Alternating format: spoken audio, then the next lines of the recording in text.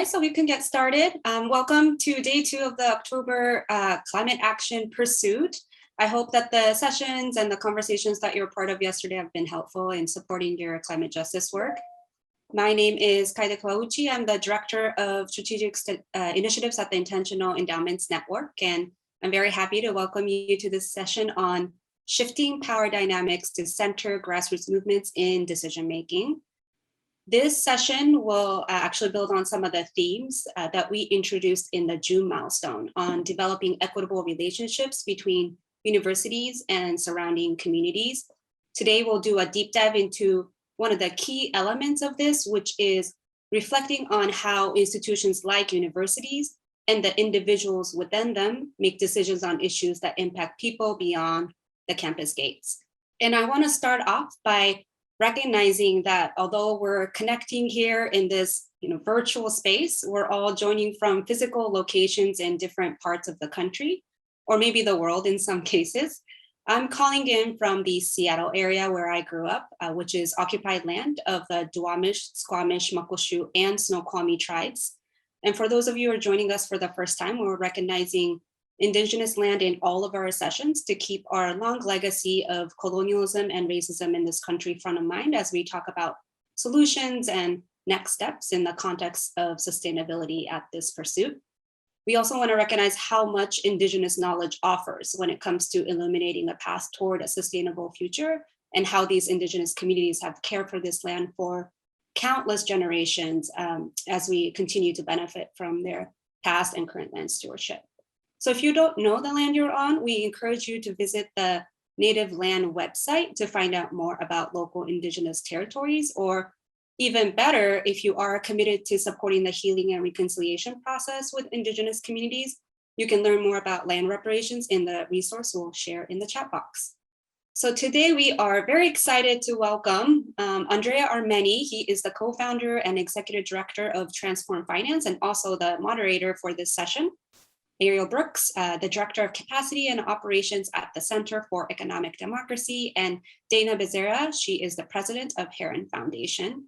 And they're going to present approaches to decision-making that shift power dynamics that work for communities, taking example from different investment contexts. And I'm now very excited to turn it over to Andrea, who will lead us into conversation.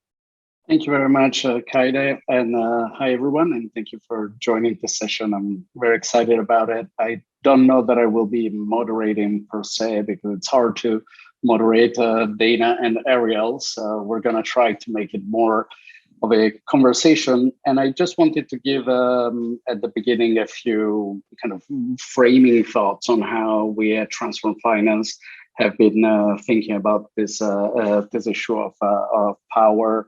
The transfer of power and governance in the context of investments.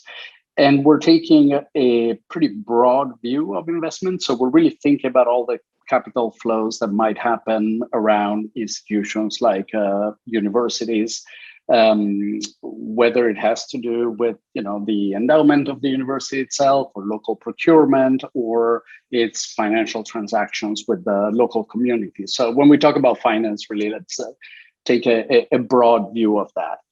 And generally, I think we can all agree that by and large, those who make capital decisions have an impact on the rest of the world, both the environment and the society, and they're not accountable to anybody else, right? You own the money, you own the decisions. And we now generally know that that's not okay. Even in traditional finance circles, there is more consideration around multi-stakeholder approaches and whatnot. But in this conversation, I want to point out that even in more progressive circles, whether it's socially responsible investing or impact investing, by and large, decision-making is still left to the holders of capital. And there is an issue with that, and that's what we want to explore together with Ariel and with Dana. So why does it matter to think about the decision making? One piece is that no matter what you do with the capital, if you're intentionally seeking some sort of change, as in the case of impact investing, unless there is a shift in power, you're really not fundamentally changing the underlying dynamics that cause the need for these impact investments in the first place. And investors keep accumulating their power, not just their wealth, and communities are left behind and are left at the behest of investor decisions, right? So whose decision is it to have a certain impact in a community, or who gets a say as to whether a certain intervention is welcome in a community or not? Now, investors oftentimes, when they think about this topic, look at it from two angles. One is the issue of risk of negative impacts of their investments, right? They come in from the outside with some idea of what they want to do, and it might lead to negative consequences unless they engage with the community adequately. They also miss some synergies. Maybe, as we all believe, I imagine, like the communities have knowledge as to what might work there and as to what their needs and aspirations are. And borrowing from the disability rights movements, saying of nothing about us without us, right? It makes sense for all of those that are affected within a community to have some sort of a voice. And also, if we think about investors, companies, institutions such as universities, having or seeking to have a positive impact on society, well, who gave them that mandate, right?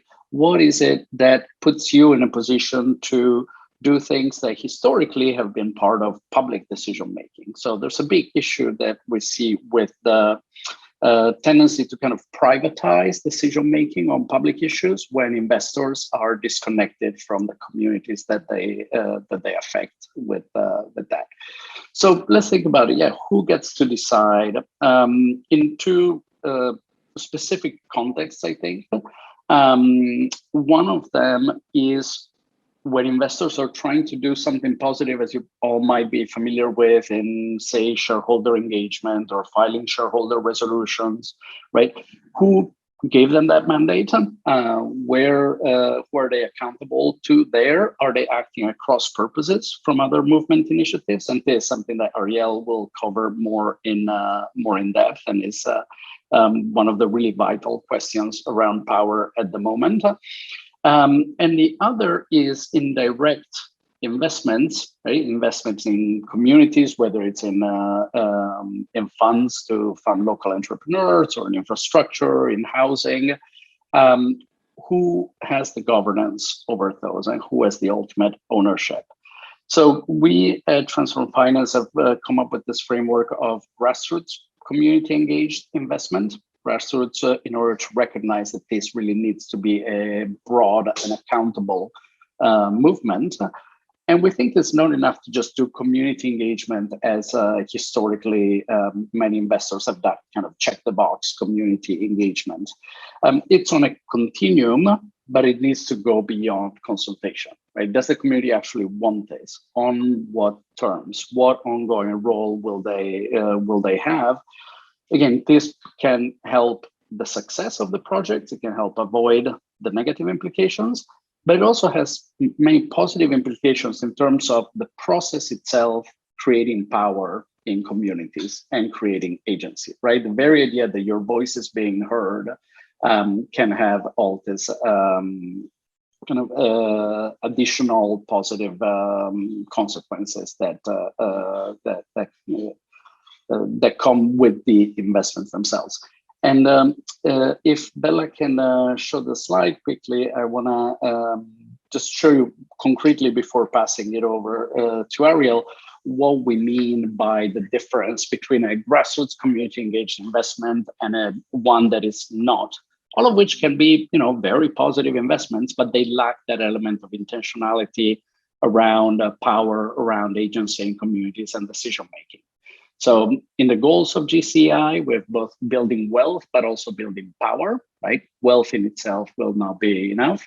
We're tying it to the vision of those communities. And within that, the process itself is fundamental. So you can't just be saying the community gets a certain number of affordable housing units, or we are creating a certain number of jobs, that is not enough from our perspective, right? The process itself of how you get to those decisions is fundamental. And I will note also that it explicitly centers racial justice as an approach, and we are focusing on communities that have historically been negatively affected by investments or been left behind in the decision making. And I know that at Heron they have been going through, thinking through and processing this point. So I would like to first turn it over to Ariel to get some of her thoughts on how she and the Center for Economic Democracy thinks about power, and then we'll go over to Dana, and then we'll have a bit of a discussion around that. So thanks, Ariel. Over to you. Thanks. So I work at the Center for Economic Democracy, which is working to inspire and educate people about possibilities for transition to a just and sustainable future. And one of the areas that I work on is our social movement investing work, which we work closely with Transform Finance around. So you'll see lots of resonance across our frameworks. And you'll see Heron Foundation featured in one of our images, because Heron is also one of our collaborators and partners in this work, and one of the groups that's most leading edge in terms of practicing how to actually shift power and what it takes. So if you wouldn't mind putting up my images, Bella. One of the things that is really central to our new social movement investing theory is that there are two core things that are required for something to count as a social movement investment. One of those things is that the investment must have genuine movement alignment. And the other, which I'll talk about next, is that it must build community power. And so you see already the resonance with the way Transform Finance is framing things. This is our movement alignment map, which is one of our synthesis pieces that tries to show that the range of possible investments that are both coordinated and strategic. And so part of our framework lays out the difference between resistance strategies like divestment and build strategies like investment in community-owned projects like community land trusts, co-ops, community investment funds. And so we'll see in one of the next slides the nuance between accountable, symbolic, and and lack of accountability. Don't move yet, Bella. Thanks, though. Wait, stay here. It was good. You were picking up on my verbal cue, but I wasn't quite ready yet. But I wanted to talk about a few examples on this slide. So, for example, a couple of years back, Standing Rock was calling from divestment for the water protectors at Standing Rock were calling for divestment from banks that were supporting pipeline construction, right? And so at that point in time, if your institution moves all of your money out of Wells Fargo, especially if you call Wells Fargo and say, hey, we are against the pipeline construction and we are pulling our millions of dollars out of Wells Fargo because of that, then you're up here with divestment as part of a mass campaign, right? And divestment to reflect movement uprisings. If like now, 4 or 5 years later, you have finally worked through your institutional process and are divesting from Wells Fargo and moving your money somewhere else, it's like pretty random and not actually part of a concerted power building effort, right? In the broad scheme of things, it might still have some benefit, but it's not actually advancing power building right now because it's an action that's taken down here in the investor independently divests at this point, right? I also wanted to ask specifically for a college audience about students as movement, right? So students have played core parts in movements across time. And also students often are young and learning and are not necessarily movement leaders. And so how do you think about your own students as part of a group that you're accountable to, right? So just complexifying the idea of who who the grassroots movement reflects, because obviously student activism on campus is a lot of what drives campus engagement, right? And so if we can't even be accountable and move swiftly when our own students are calling for action, then how do we expect that we'd be able to do that in response to community action? So there's lots there about how we actually structure decision making and the speed with which large institutions can move. But those are some of the questions we need to be really thinking about as we consider whether or not we can actually do social movement investing. So now you can shift, Bella, down to the next slide. Thank you. So the second facet of a social movement investment is that it builds community power. And we define community power as having one or more of these three attributes. So community action, that it's actually building the ability of the community to advocate on its own behalf.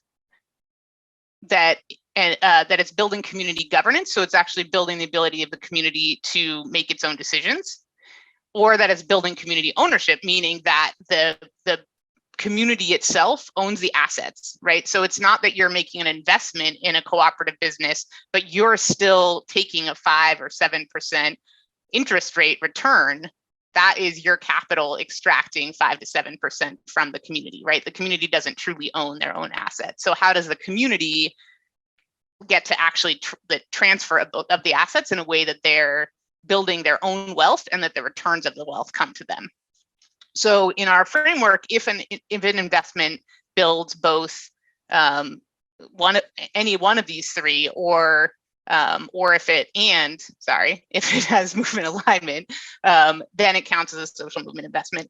And I think one thing I want to point out here, so I didn't talk much about the build side of investments in the previous slide, but build investments, actually, if you want to scroll back up to that one, build investments are basically patient capital with friendly terms, right? So can you make a 30-year 1% loan to a community that wants to build a cooperative grocery store in a food desert, and the best commercial rate they could get is a 5% loan, and so you're doing much better for that community in terms of the amount of money that's extracted from their work as interest repaid to the lender, right? And that, because these build investments are patient strategies, they actually might work much better with university timelines, right? Even if it takes you a couple of years to get money to communities in those ways, because it's a long range strategy and doesn't require as much responsiveness, there are ways that although it's slightly more radical to accept returns less than market rate in this part of the strategy, it may actually be more feasible in other ways. So I just want to quickly go to the last slide to talk in more depth about what we call our capital coordination ladder. So this builds on a previous framework, the ladder of, oh darn, it's like flown out of my head. I'll look it up and drop it in the chat. We've condensed down what was 9 levels of distinction into 3 levels: accountable coordination, informed coordination, and no coordination.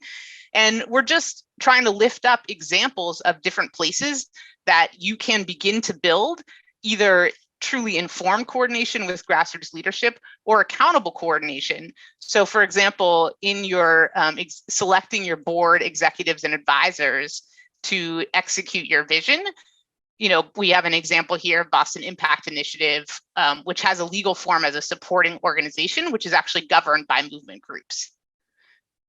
Down on the lower right, you see Heron Foundation, which I've been in conversation with Donna about how exactly to frame this, but has already has, I'm sure you'll talk more about this, but has community boards that are guiding investment strategy now, and that, as I understand, are moving towards having actually accountable coordination and power over those decisions in a more direct way. So maybe that's a great place to pass it to you, Dana, to pick up the story.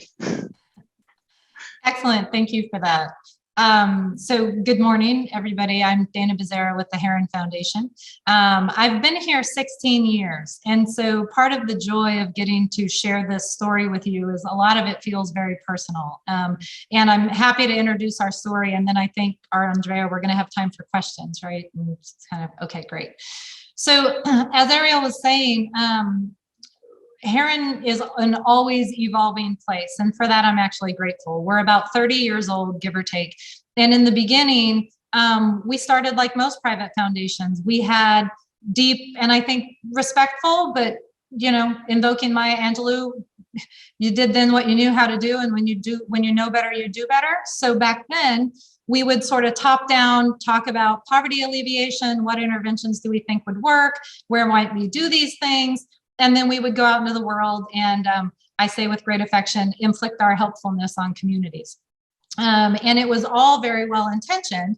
And I think we did some good work. I like to say that during that period of time, I do think we did a reasonable job of holding power accountably.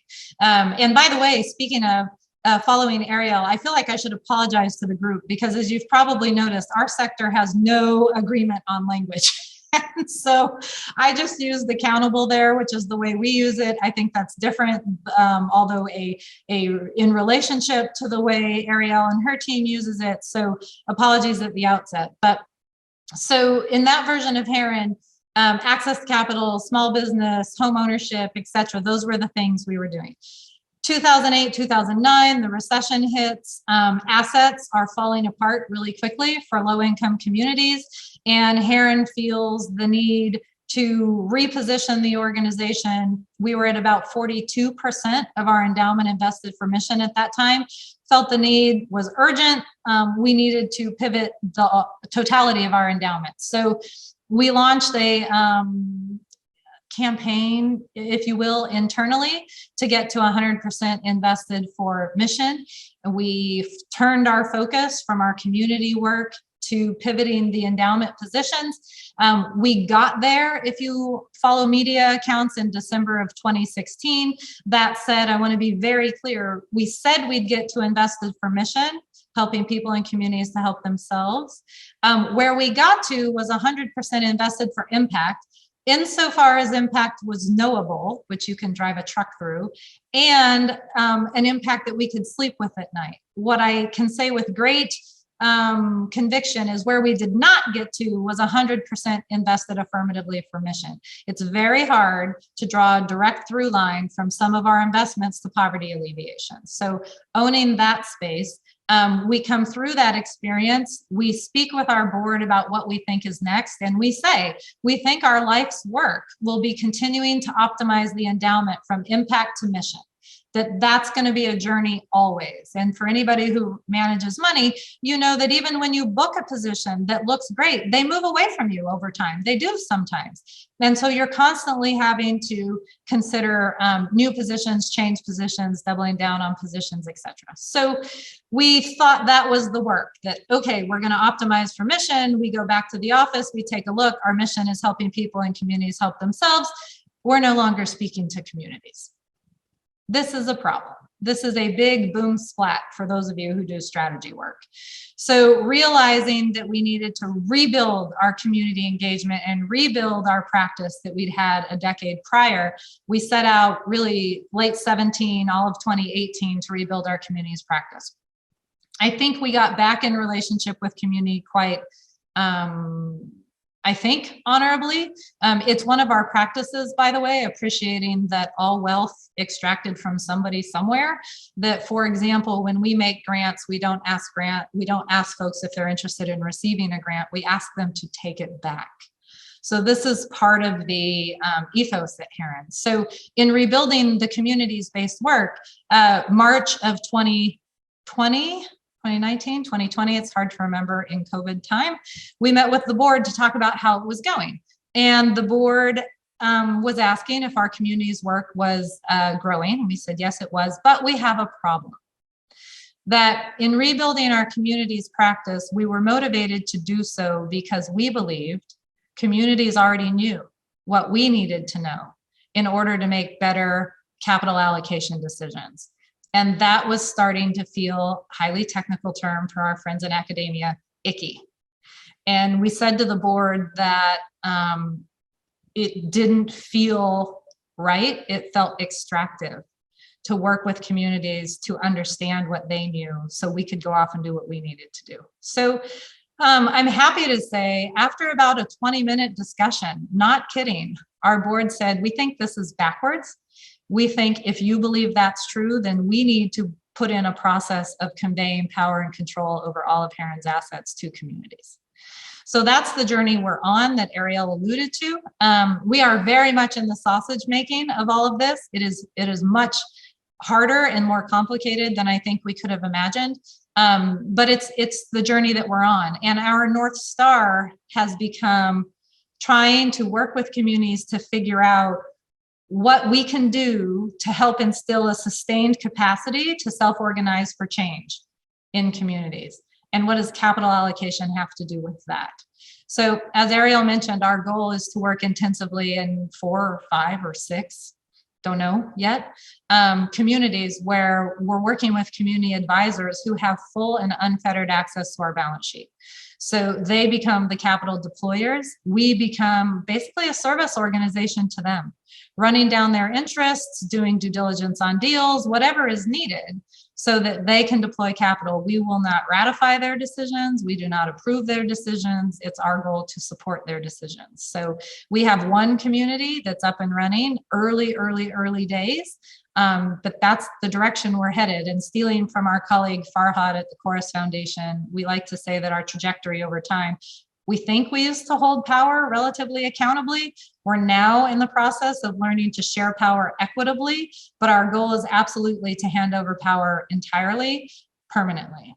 And we're learning in lots of ways as it relates to higher ed that we can talk about if it's interesting that we're experimenting.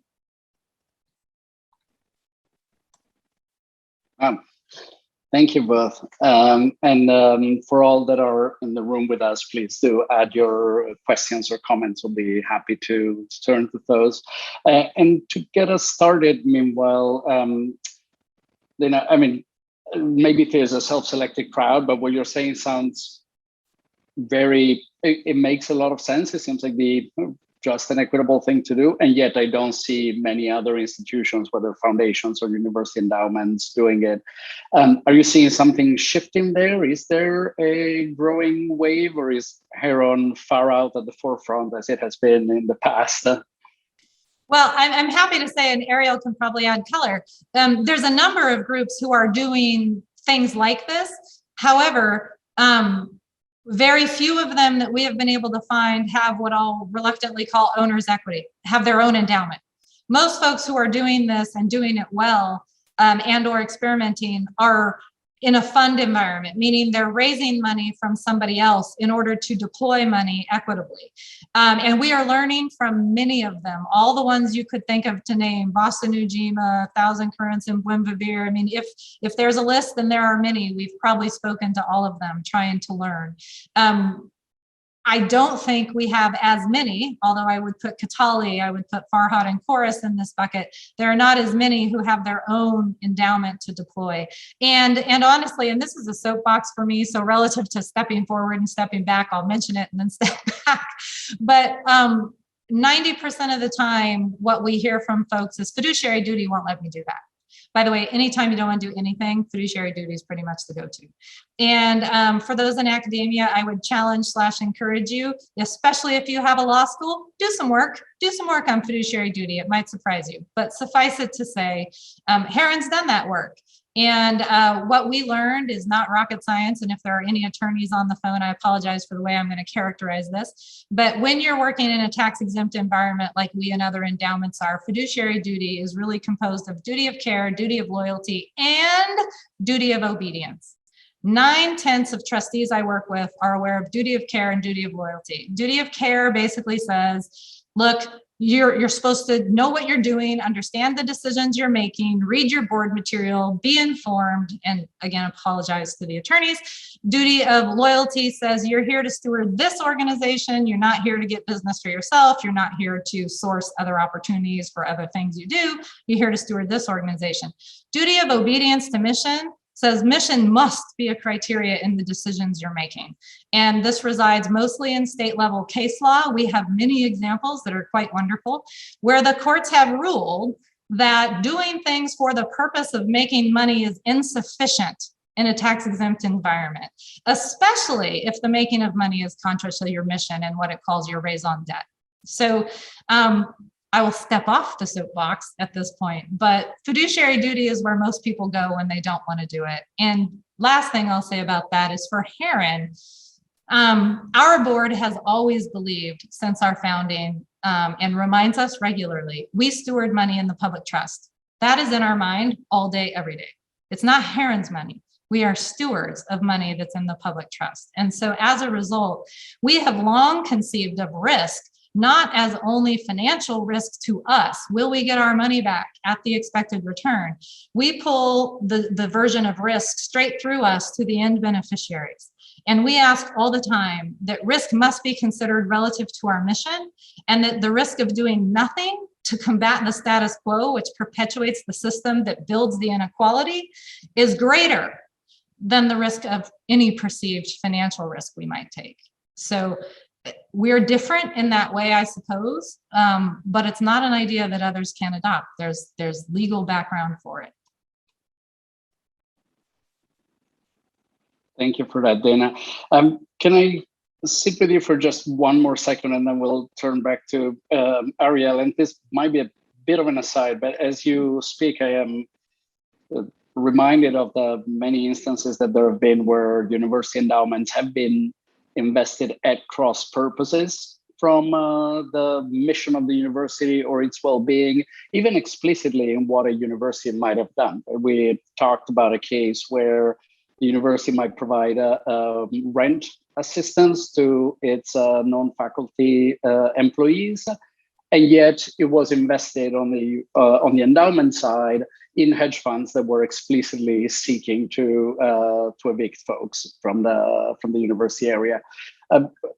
What is it that you could share with those that have some some say on that?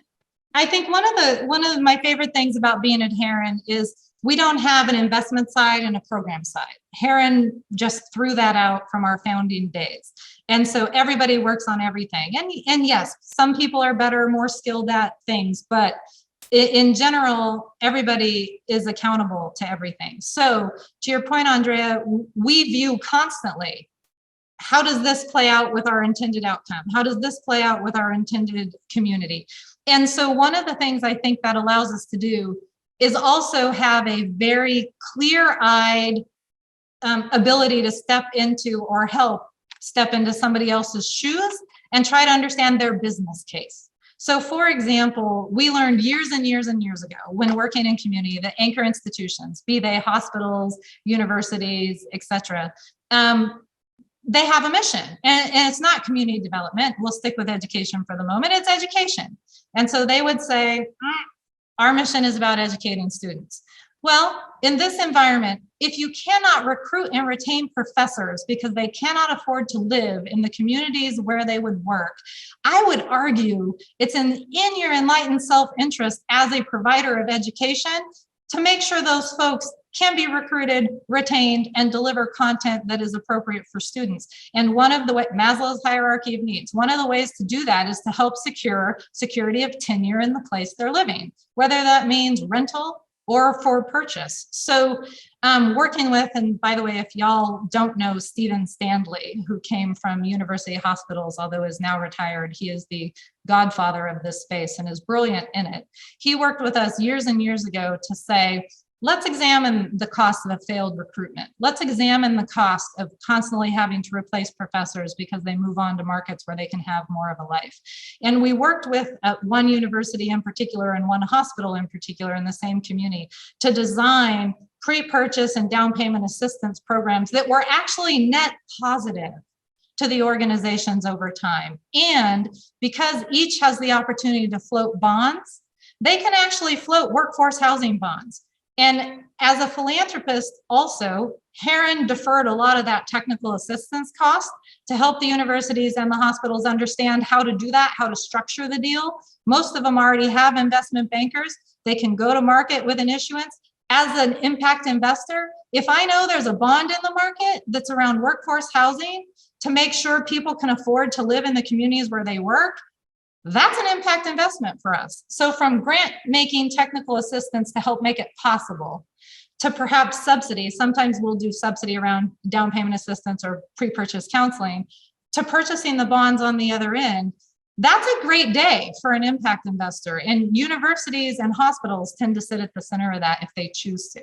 I would argue it's in their enlightened business case, self-interest, not do-gooder, although it's that too. Thanks, Dana.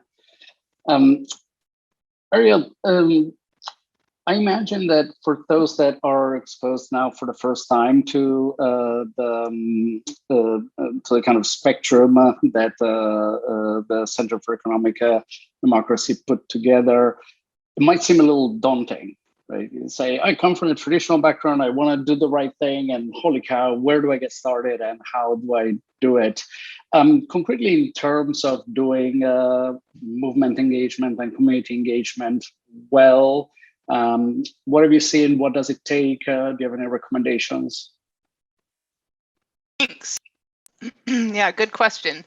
I think that, the uncomfortable thing about this kind of work when done well is that it's not technical. It's actually about changing hearts and minds, right?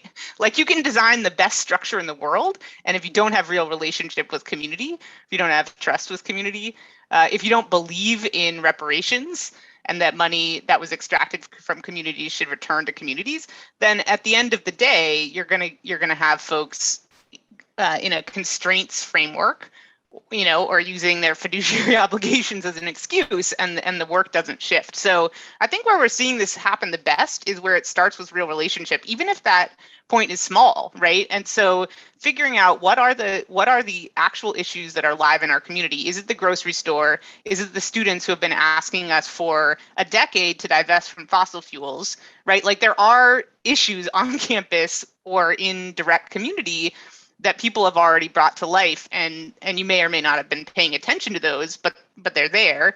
And so rather than going and looking far away or trying to start with some big framework, there's ways to complexify it and intellectualize it so that you never actually get started with the work. So I feel like the answer is to listen and look around for what are the most live issues on campus and in community, and then be in conversation with those groups. I think the other piece is that,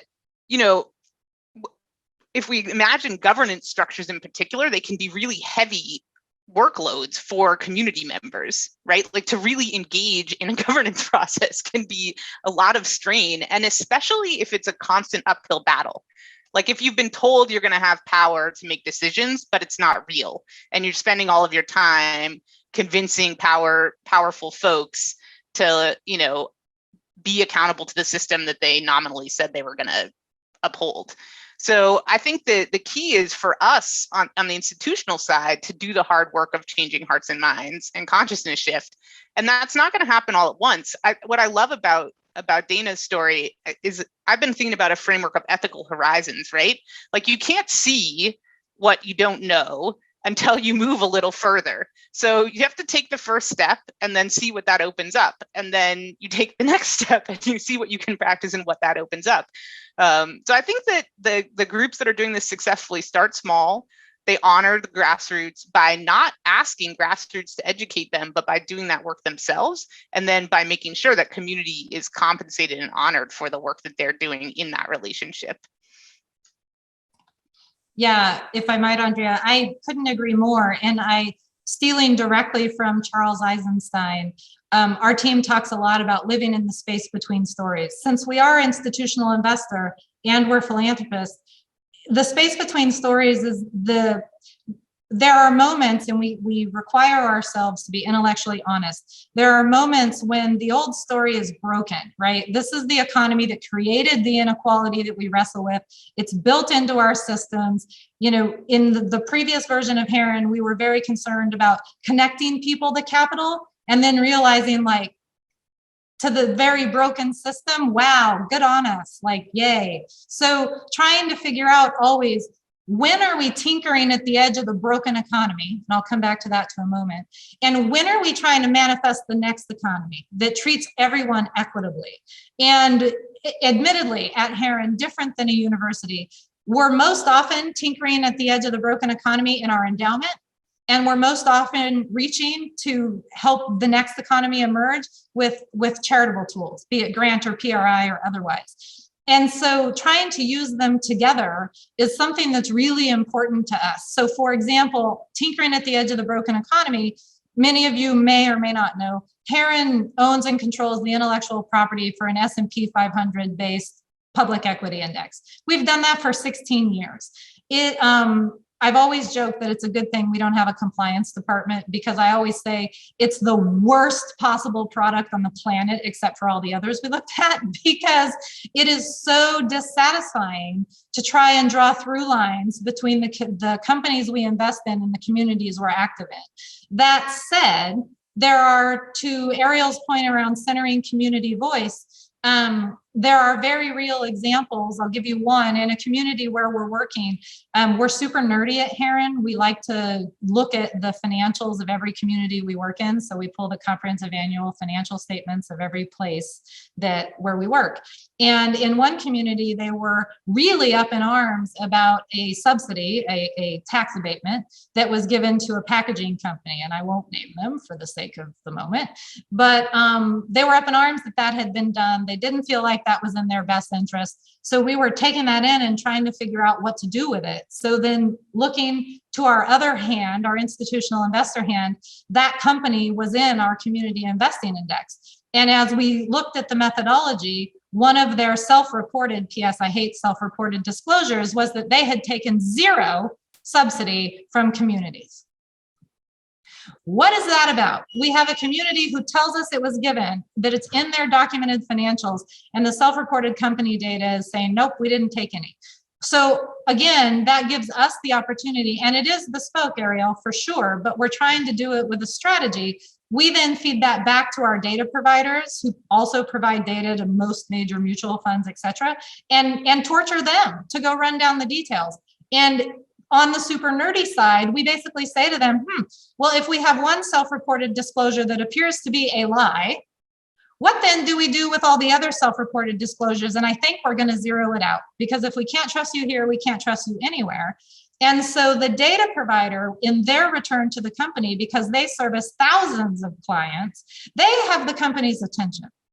So that's one of the examples where we try to feed community voice, not only into our own concerns about what we own, but into the system that provides the data for most public, in this case, S&P 500 investors.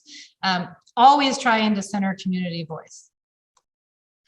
It may be bespoke, but I think those examples, and then sharing those examples, and then getting other people to use their power and leverage to call out companies that are being dishonest, is like the way that this strategy moves, right? It takes one example and then sharing that with other folks who can then be aware that they need to look for the same, lies and illegal activity. And then it starts to be less about tinkering at the edge and more about a strategy that we can pull through to other communities and other institutions, right? So, yeah. And I also, since I was just banging on public companies, I also want to own the complexity involved. So at the Heron Foundation, we've been at this for 30 years. So we could spend hours telling you what not to do, because where we screwed it up. And sometimes those are our favorite stories to tell, but it's complicated. And so, for example, it took Heron a long time, and we continue to wrestle with divestment from tobacco. Now, that seems apparent, right? But at the Heron Foundation, what we've learned is that anytime we narrowed our impact aperture, if you will, too narrow, we got terrible answers. And the case, which many of you have probably heard from us before, was we at one point had high conviction around investing in companies that had high headcount per dollar of revenue, because we really wanted jobs in communities.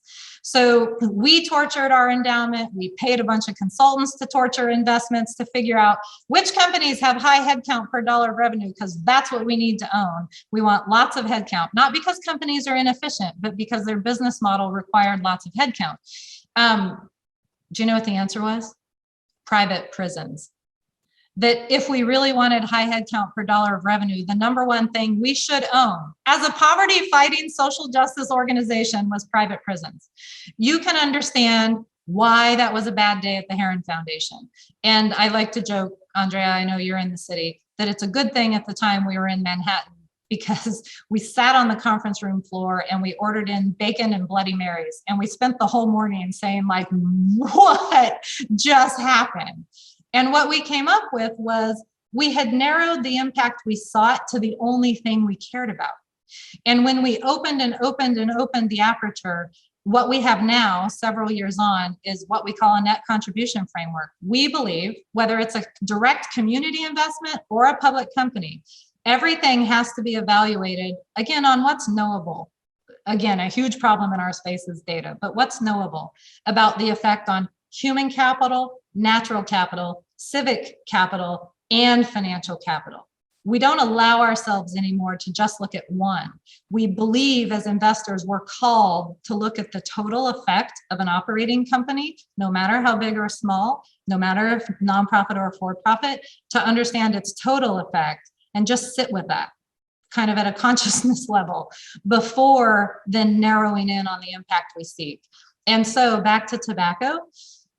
We were actively working in North Carolina at the time. North Carolina was decimated by the loss of the tobacco industry. Human and civic capital plummeted. For those of us who do community and economic development, it's the death spiral of a place. People don't have incomes, they can't pay their housing, there's no taxes, there's no police and fire. You know the story. So it's complicated, and we just encourage investors to be open-minded about the total effect in addition to the one effect they seek. Yeah, I think that is also a fundamental point to take away from this. The total effect, and going back even to your point about reporting and self-reporting, you see all sorts of positive initiatives reporting on the one aspect that they choose to be positive on, and not necessarily focusing on all the other negative implications, whether it's around jobs or the tax base or otherwise, right? So taking this broad view and not getting caught up in the one shiny thing that we are shown. I see there was a question from Aaron Moore. I want to turn it over to him. Hi, good morning. Thank you to all the panelists. Really appreciate it. Dana, lots of wheels spinning in my head as you talk about the transformation at Heron, both of delivering your services, but the investment side of things. I'm curious from everyone the thoughts of, at a private foundation, it's a little bit different than a publicly supported charity. And I'm thinking specifically on the university side, especially where some of our major donors are donors to the endowment, are often sophisticated investors themselves, may have very strong feelings about the investment policy statement of the foundation, and your thoughts about how some of the work that you're doing might translate to an environment like that. Yeah, and I would say I have two responses to that. One is the why are they giving and who are you serving? Like, if you really exist to service student needs or educational needs, it really is incumbent. And this is true for us too at Heron, because we've had other donors over the years want to get involved, and we've had long conversations around the dynamics of that. So one is donors are a powerful voice when you're a donor-driven organization. And I think it's incumbent on the receiving organization to always ask, what is the donor's intent? Does it match with ours? And are we aligned? Because I know it's hard to say no to gifts. Ask any one of your 23 presidents who has engaged with me over the years. But I think it's a duty we owe if we're expected to service our mission, our goodwill over time. And I view sophisticated donors, or in some cases board members, as an opportunity to educate them as a proliferation strategy. It's not going to work with everybody. There are lots of people in this day and age for whom this economy works, and they're not sure what the problem is. And for people who don't see what the problem is, those are not our people. We're unlikely to convert them. But for folks who are, especially donors, contemplating their own mortality, who are thinking about the next generation, who are starting to have their own aha moments. I'll stay away from words like awakening, their own aha moments around what's happening. That's a real opportunity to educate them. And two things to say about that. One is, insofar as you and your colleagues are prepared to do that, awesome. And I'm mindful of business models. I torture them all day long. You may not have the capacity on your staff to dedicate people to the amount of time it's going to take. I would offer, Heron and others like us often enjoy disturbing other people's trustees or disturbing other people's donors around the role of money in continued inequity, and helping folks see how they can often service what they think they want in a different way. But it's no doubt more complex, Erin, when you're either at a foundation that relies on donors or a public charity that relies on donors.